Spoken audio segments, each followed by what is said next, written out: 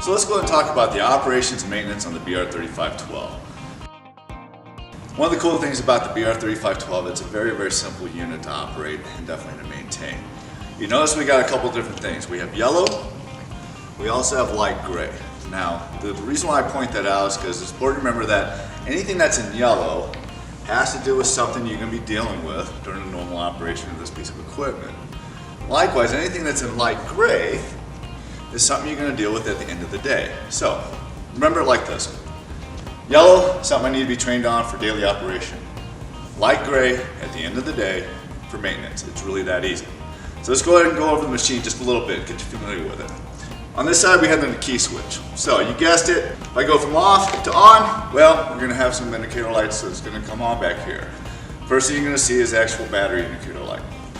So on this side over here we actually have the water flow. Now you can see we have a minimum, we have a maximum.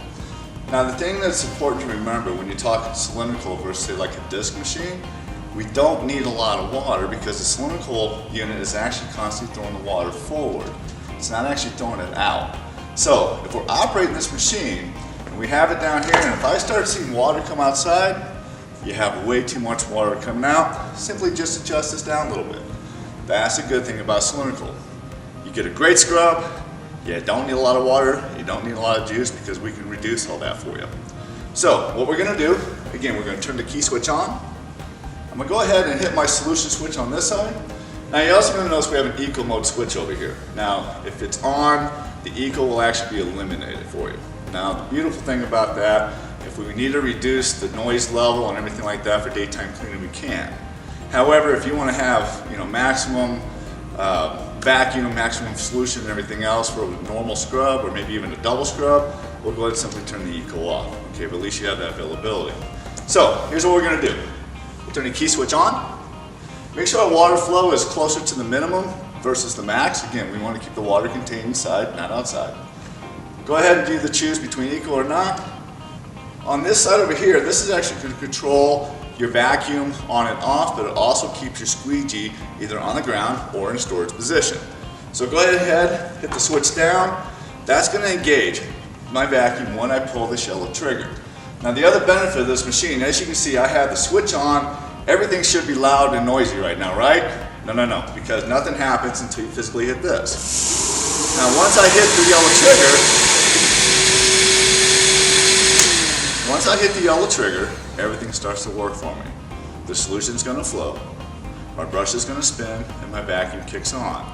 Now the reason why I turned this off real quick is because the other cool thing about this machine is when you let go of the trigger, the vacuum is designed to run for about 3 to 5 seconds-ish to be able to try to clear any water that's inside the hose.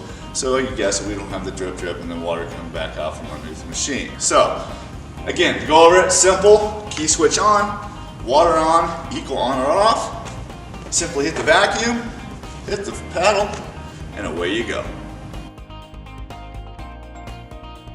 Alright, let's go ahead and talk about the maintenance on the BR3512. We actually try to make this very simple for you. Remember, light gray at the end of the day.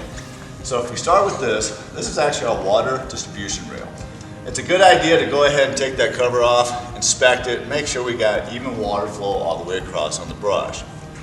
Next thing you notice that this end cap is actually gray as well. All you have to do is simply push in on it, that'll drop the brush.